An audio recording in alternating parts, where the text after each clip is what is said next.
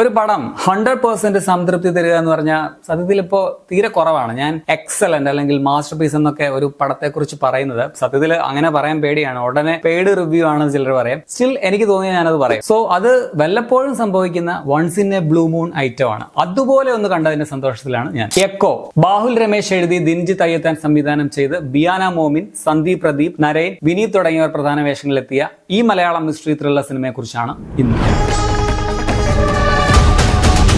കാട്ടുകുന്ന് എന്നൊരു വലിയ മലയും അവിടെ താമസിക്കുന്ന മ്ലാത്തി ചേട്ടത്തിയും അവരോടൊപ്പമുള്ള പിയൂസിന്റെയും ഒപ്പം മല പോലെ വലുപ്പമുള്ള കുറച്ച് ദുരൂഹതകളുടെയും കഥയാണ് ഈ സിനിമ പറയുന്നത്. പടം എങ്ങനെയുണ്ടെന്ന് ചോദിച്ചാല് ഈ ദിസ് ഈസ് അബ്സല്യൂട്ട് സിനിമ എന്നൊരു മീമില്ലേ, അതങ്ങോട്ട് എടുത്ത് ഞാൻ വെക്കാം. ഒരു മലയോളം വലിയ മലയാളം മാസ്റ്റർ പീസ്. കഴിഞ്ഞ വർഷം കിഷ്കിന്ധാകാന്ഡമായിരുന്നു ദ ബെസ്റ്റ് ഫിലിം ഓഫ് 2024 എന്ന് ഞാൻ പറഞ്ഞിട്ടുണ്ടായിരുന്നത്. അതേ ടീം ഒരുക്കിയ ഈ വർഷത്തെ എക്കോ അതാണ് ഈ വർഷത്തെ ദ ബെസ്റ്റ് മലയാളം ഫിലിം എന്നും ഞാൻ തന്നെ പറയാം. തിരക്കഥയുടെ അന്യായ ബ്യൂട്ടിയും പവറുമാണ് പടത്തിന്റെ ആദ്യത്തെ പോസിറ്റീവായിട്ട് പറയാനുള്ളത്. പടം കണ്ടു തുടങ്ങുമ്പോൾ നമ്മളിങ്ങനെ ഒരു മല കയറുകയാണ്. കയറി അതിന്റെ തുഞ്ചത്തെത്തുമ്പോഴാണ് നമ്മൾ മനസ്സിലാക്കുന്നത് ആ ഒരു തിരക്കഥയുടെ എഴുത്തിന്റെ ഒരു വൻമലയുടെ പൊക്കത്തിലാണ് നമ്മൾ കയറിയിരിക്കുന്നതെന്ന്. സോ അതാണ് ഞാൻ പറഞ്ഞ ഒരു മലയോളം വലിയൊരു മാസ്റ്റർ പീസ് ആണ് ഇവർ സൃഷ്ടിച്ചു വെച്ചിരിക്കുന്നതെന്ന്. പുതുമ നിറഞ്ഞ കഥ പറച്ചിൽ സ്റ്റൈലുള്ള നല്ല രീതിയിൽ എഴുതിയ ക്യാരക്ടേഴ്സ് ഉള്ള ഒരു അന്യായ സ്ക്രിപ്റ്റ്. ഈ പത്മരാജൻ, ഭരതൻ, KG ജോർജ് ഇവരുടെയൊക്കെ അതിഗംഭീര ത്രില്ലർ സിനിമകളിലെ 80കളിലേത് അതിനോടൊക്കെ ചേർത്ത് വെക്കാൻ പറ്റുന്ന അത്തരത്തിലുള്ള ഒരു സിനിമ ഈ കാലത്ത് ഉണ്ടാക്കിയാൽ എങ്ങനെയിരിക്കും, അതാണ് എക്കോ.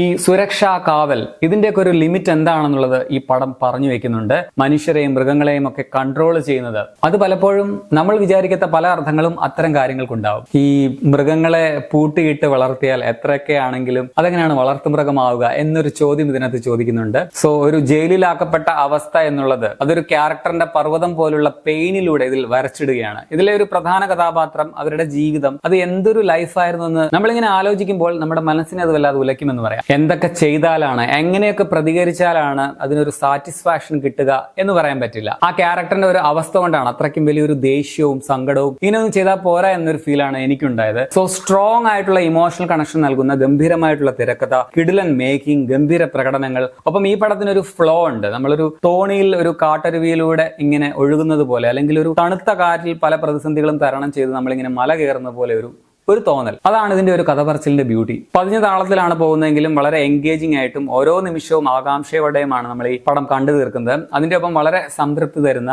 ഒരു രോമാഞ്ചം തരുന്ന ഒരു ക്ലൈമാക്സും പടത്തിനുണ്ട്. ഒരു പീക്ക് ലെവൽ ഹൈ മൊമെന്റ് തരുന്ന ഒരു ക്ലൈമാക്സ് ആണ് ഈ സിനിമയ്ക്കുള്ളത്. അങ്ങനെ സംഭവിക്കുന്നത് അപൂർവമാണ്. പെർഫോമൻസിൽ കുന്നുകയറി വന്ന എല്ലാവരുടെയും കിടിലൻ പെർഫോമൻസ് ആണ്. ഞാനിങ്ങനെ മെയിൻ ക്യാരക്ടർ ആദ്യം അങ്ങനെയല്ല പറയുന്നത്, ആ ഒരു ഓർഡറിലല്ല, ആ ഒരു മല കയറി വന്ന ഓർഡറിൽ എന്ന് വേണമെങ്കിൽ പറയാം. അങ്ങനെ പറഞ്ഞു തുടങ്ങുകയാണെങ്കിൽ വിനീത് അശോകൻ നമ്മൾ എത്ര കാലം മുമ്പ് മുതൽ ഇവരെ കാണാൻ തുടങ്ങിയാണ്. ഇതുപോലെയുള്ള റോളൊക്കെ ഇതുപോലെയുള്ള പടങ്ങളിൽ ഇവർക്ക് കൊടുക്കുന്നത് അവർക്കൊരു വലിയ ട്രിബ്യൂട്ട് കൂടിയാണെന്ന് ഞാൻ പറയും. അങ്ങനെയുള്ള 2 സ്ട്രോങ് ക്യാരക്ടേഴ്സ് ആണ്. ഇതുപോലുള്ള കഥാപാത്രങ്ങൾ അവർക്ക് വീണ്ടും കിട്ടട്ടെ. പിന്നെ നരേൻ അന്നും ഇന്നും അണ്ടർ റേറ്റഡ് ആയിട്ട് തുടരുന്ന ഒരു നടനാണ്. പുള്ളിയുടെ ചില എക്സ്പ്രഷൻസ്, ഇതിൽ ചില സമയത്ത് ഡയലോഗ്സ്, ചില നോട്ടം, വോയിസ് മോഡുലേഷൻ ഭയങ്കര രസമാണ്. ബിനു പപ്പു, രഞ്ജിത്ത് ശേഖർ ഇടവേളയ്ക്ക് ശേഷമാണ് ഇവർക്ക് രണ്ടുപേർക്കും സ്ക്രീൻ സ്പേസ് കൂടുതലുള്ളതെങ്കിലും രണ്ടുപേരും പൊളിയായിരുന്നു. സഹീർ മുഹമ്മദ് എന്ന നടന്റെ പേരും എടുത്തു തന്നെ പറയണം. പിന്നെ മെയിൻ ക്യാരക്ടേഴ്സിൽ ഒന്നായ കുര്യച്ചനായിട്ട് വന്ന സൗരഭ് സച്ദേവ്, പുള്ളി മലയാളി അല്ല എന്നാണ് ഞാൻ മനസ്സിലാക്കുന്നത്. ലിപ്സിംഗ് ഒക്കെ പെർഫെക്റ്റ് ആണ്.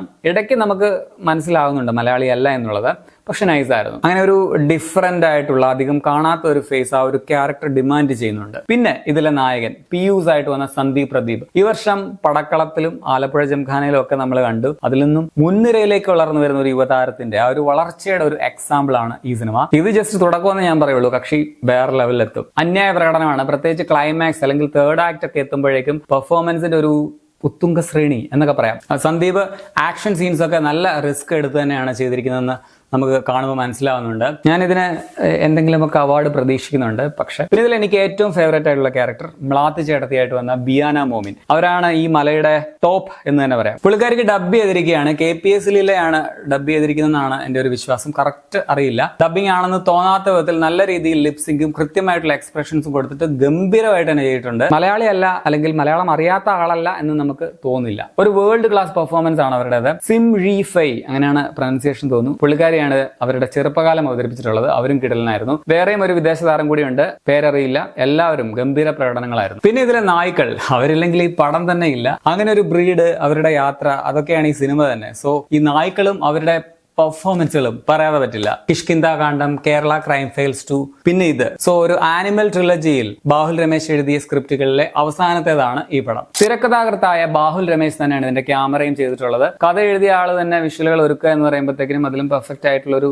കോംബോ ഇല്ല എന്ന് പറയാം. എഴുത്തുകാരനായതുകൊണ്ട് അറിയാമായിരിക്കുമല്ലോ താൻ എഴുതുമ്പോൾ എന്താണ് മനസ്സിൽ കണ്ടത് എന്നത്. അത് കൃത്യമായിട്ട് തന്നെ ക്യാമറയിൽ പകർത്തി വെച്ചിട്ടുണ്ട്. എഡിറ്റിംഗും കിടുവാണ്. സൂരജ് ES ആണ് എഡിറ്റിംഗ്. ഈ സിനിമയെ നമ്മളിങ്ങനെ ആകാംക്ഷയിൽ നിലനിർത്തുന്നതിൽ ഇതിന്റെ മ്യൂസിക് വഹിച്ച പങ്ക് വളരെ വലുതാണ്. മുജി മജീദിന്റെ ബാക്ക്ഗ്രൗണ്ട് സ്കോർ വേറെ ലെവൽ സാധനമാണ് ചെയ്തു വെച്ചേക്കുന്നത്. ഈ പടത്തിന്റെ ഒരു ആത്മാവ് തന്നെയാണ് ഇതിന്റെ ബാക്ക്ഗ്രൗണ്ട് മ്യൂസിക് എന്ന് പറയാം. അതിന്റെ ആ ഒരു ഓരോ മൂഡിനും അനുസരിച്ച് ഈ മിസ്റ്ററിനെ നിലനിർത്തി അതിങ്ങനെ ആകാംക്ഷ കൂട്ടി പോകുന്ന ആ ഒരു മ്യൂസിക് കിടും. ഇനി നെഗറ്റീവ്സ് പറഞ്ഞാൽ എനിക്ക് ഈ പടത്തിൽ വലിയ നെഗറ്റീവ്സ് ഒന്നുമേ ഫീൽ ചെയ്തില്ല. ഒരു പക്ഷെ ചില ആൾക്കാർക്ക് ഇതിന്റെ ക്ലൈമാക്സിൽ എന്താണ് എന്നൊന്ന് ക്ലിക്ക് ആവാൻ വേണ്ടി ഒരു മിനിറ്റ് വൈകിയേക്കും. അതൊരു നെഗറ്റീവ് അല്ല, അതൊരു ബ്രില്യന്റ് സ്ക്രിപ്റ്റിന്റെ ഗുണമാണ്. സോ മൊത്തത്തിൽ ഒരു മസ്റ്റ് വാച്ച് മാസ്റ്റർ പീസ് ഐറ്റമാണ് എക്കോ. ഈ മിസ്റ്ററി ത്രില്ലർ സിനിമകളൊക്കെ എടുത്താൽ ഇതുപോലെ എടുക്കണം എന്നുള്ളതാണ് എനിക്ക് പറയാനുള്ളത്. എന്റെ ഒരു പെർഫെക്റ്റ് ടൈപ്പ് ഓഫ് സിനിമയായിരുന്നു ഇത്. എന്റെ ചാനലിൽ ഞാൻ റെക്കമെൻഡ് ചെയ്യുന്ന വിദേശ സിനിമകൾ ഒക്കെ നോക്കുകയാണെങ്കിൽ നിങ്ങൾക്ക് മനസ്സിലാവും. കൂടുതലും ഞാൻ സ്ലോ ബേൺ ആയിട്ടുള്ള ഇങ്ങനെ പയ്യെ ചെറിയൊരു കനലിട്ട് തുടങ്ങി ലാസ്റ്റ് ഒരു 1 കാട്ട് തീയായി മാറുന്ന ടൈപ്പ് സ്ക്രിപ്റ്റ്, അങ്ങനത്തെ സ്ലോ ബേൺ ഫിലിംസ് എനിക്ക് ഭയങ്കര ഇഷ്ടമാണ്. അത്തരത്തിലുള്ള എന്റെ ഫേവറേറ്റ് ലിസ്റ്റിൽ ഞാൻ പുതുതായിട്ട് എടുത്തു വെക്കുന്ന ഒരു സിനിമയായിരിക്കും എക്കോ. അതുകൊണ്ട് തന്നെ ഞാനിത് എന്റെ സജഷൻസ് ഇഷ്ടപ്പെടുന്ന പ്രേക്ഷകർക്ക് വേണ്ടി റെക്കമെൻഡ് ചെയ്യുകയാണ്. തീർച്ചയായിട്ടും നിങ്ങൾ തിയേറ്ററിൽ തന്നെ പടം പോയി കാണാൻ ശ്രമിക്കുക. അപ്പം നല്ല സൗണ്ട് ക്വാളിറ്റിയും പിക്ചർ ക്വാളിറ്റിയും ഉള്ള ഏതെങ്കിലും തിയേറ്ററിൽ കാണുകയാണെങ്കിൽ നല്ലതായിരിക്കും. ഞാൻ കണ്ടത് കറച്ചാൽ അഞ്ചാനി സിനിമാസിന്റെ സ്ക്രീൻ 2-ലാണ്. 2 മണിക്കൂർ 5 മിനിറ്റ് ആണ് സിനിമയുടെ റൺ ടൈം. സത്യം പറഞ്ഞാൽ എനിക്ക് പടം കണ്ടുകൊണ്ടിരുന്നപ്പോൾ ഇത് തീരല്ലേ എന്നൊരു ഫീൽ ആയിരുന്നു. അപ്പൊ നിങ്ങൾ ഈ പടം കണ്ടുള്ളവരാണെങ്കിൽ നിങ്ങളുടെ അഭിപ്രായം കമന്റിൽ രേഖപ്പെടുത്തുമല്ലോ. ശരി എന്നാ.